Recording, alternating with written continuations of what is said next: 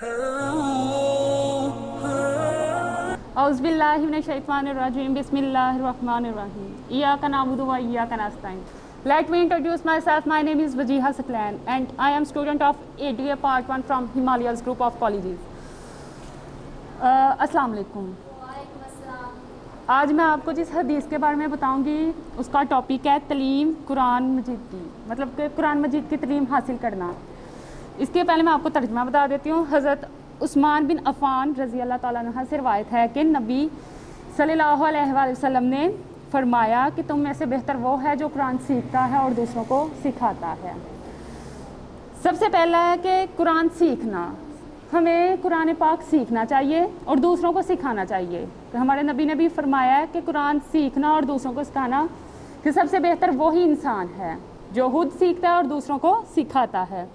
और हमें चाहिए कि हम अपने घरों में भी कुरान पाक की तिलावत करें और अपने बच्चों को, बहन भाइयों को कुरान पाक पढ़ाएं. घर हम तो ये आता है ना कि कारी साहब लगवा लिया और लोगों के घरों में भेज दिया कुरान पाक की तलीम हासिल करना, लेकिन हमें चाहिए कि हम खुद उनको तलीम दें, क्योंकि उन्हें आदत बने घर में बैठ के पढ़ने की.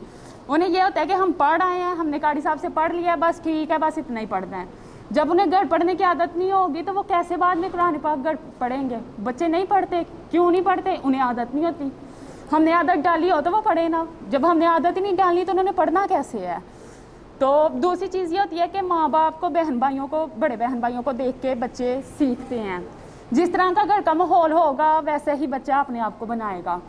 जैसे अब हम आजकल ज़्यादा यही है कि देर से उठना, सुबह कोई नमाज भी नहीं पढ़ता कुरान पाक. कुछ होते हैं कि पढ़ के फिर सो जाते हैं, कुरान पाक की तिलावत नहीं करते. तो बच्चे तो हमसे भी फिर ज़्यादा इस चीज़ पे अमल करते हैं कि हमारे घर वाले 10 बजे तक सोते हैं तो हम 12 बजे तक सोएंगे.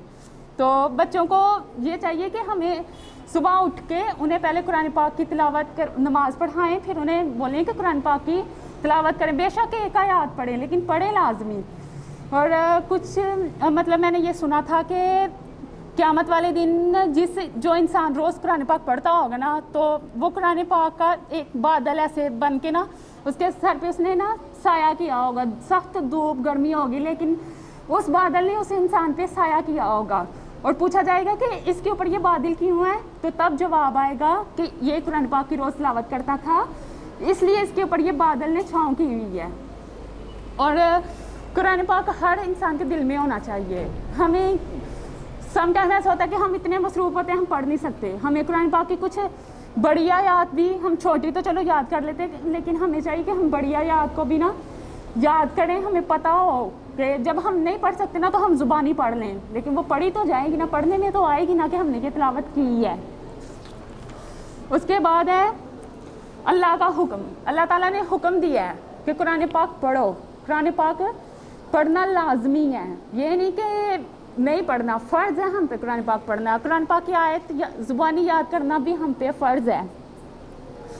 और जब कुरान की तिलावत होती है तो हमें गौर से सुनना चाहिए, उस पर तवज्जो से सुनना चाहिए. हमारे पास कोई बैठ के तिलावत कर रहा है ना, तो हमें चाहिए हम उसकी तिलावत को गौर से सुने, समझें कि इसमें क्या बात की जा रही है. कुछ ऐसे होते हैं कि हम, ये मैं अपनी भी और आपकी भी बात कर रही हूँ कि हम कुरान पाक पढ़ रहे होते हैं ज़ुबान से, लेकिन दिल में और दिमाग में सिर्फ दुनियावी बातें चल रही होती हैं कि ऐसे करेंगे, ऐसा होगा, वैसा होगा. लेकिन ऐसे कुरान पाक पढ़ने का हमें कोई फ़ायदा नहीं है.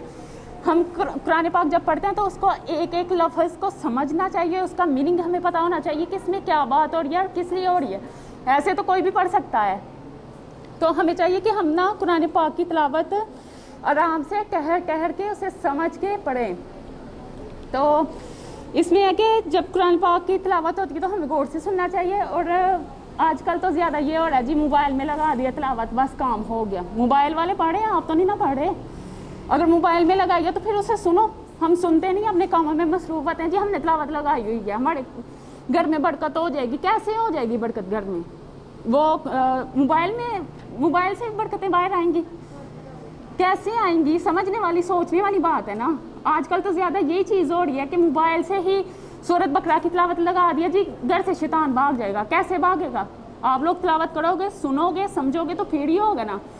और एक और चीज़ है कि अगर हमारे पास कोई सोया है ना तो हमें आराम से मुंह में पढ़ना चाहिए. कुरान पाक की तिलावत आराम से करनी चाहिए کہ وہ اس کی نیند ڈسٹرب نہ ہو. ہم قرآن پاک اللہ تعالیٰ نے ہمیں یہ حکم نہیں دیا کہ ہم دوسروں کو ڈسٹرب کر کے تو پھر قرآن کی تلاوت کریں. اور کچھ لوگ دکھاوا کرتے ہیں جی, گھر میں بیٹھ کے اونچی اونچی آواز میں پڑھیں, اور ساتھ والے گھر والے بھی ہوتے ہیں ساتھ, اگر شادی ہے تو وہ اپنے گھر میں بیٹھ کے نہ تو قرآن پاک پڑھیں جی میں پڑھتی ہوں یا میں پڑھتا ہوں. تو ایسے بھی گناہ ہوتا ہے کہ جب قرآن پاک کی تلاوت ہوتی ہے تو فرض ہوتا ہے کہ جتنے بھی لوگ ہمارے پاس بیٹھے ہوئے ہیں وہ بھی سنیں اسے, وہ بھی سمجھیں. جتنا ثواب ہمیں ہونا ہے اتنا ہی انہیں ہونا ہے. اگر وہ لوگ نہیں سن رہے اور ہم جان بوجھ کے اونچی اونچی آواز میں پڑھتے جا رہے ہیں نا, تو وہ ان کو کچھ نہیں جانا, ہمیں گناہ ہوگا.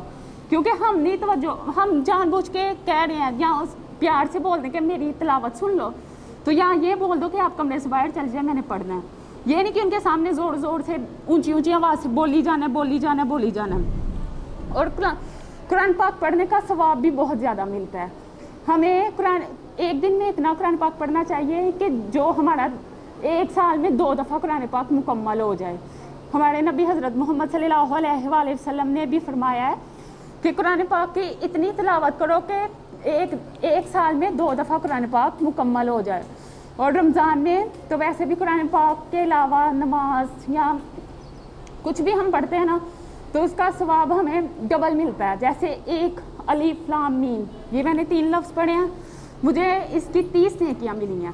رمضان میں مجھے الف کی 70 نیکیاں ملیں گی, میم کی بھی 70 ملیں گی, لام کی بھی 70 ملیں گی.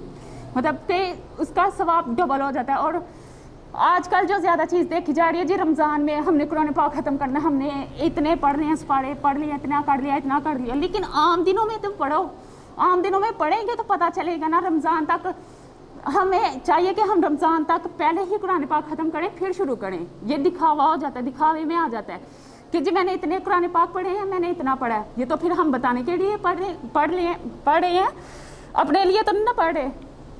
یہ تو دکھاوا ہوتا ہے. ہم اپنے ماما جی میں نے اتنے پڑھ لیے, پاپا جی میں نے اتنا پڑھ لیا. لیکن اس کا کیا فائدہ ہمیں جب ہم نے پورا سال قرآن پاک نہیں کھولا اور رمضان کے مہینے میں ہم قرآن پاک کھول کے بیٹھ جاتے ہیں.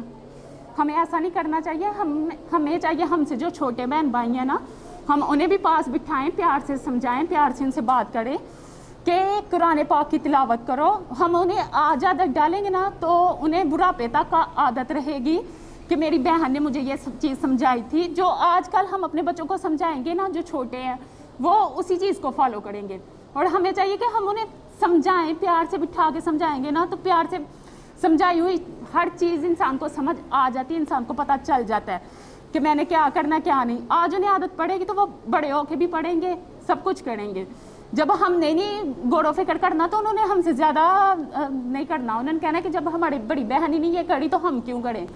تو اگر ماں باپ انہیں بولیں گے تو ہمیں نہیں بولیں گے, تو وہ اس چیز کا بھی کریں گے کہ وہ کتنا پڑھ رہے ہیں. That's it. جزاک اللہ.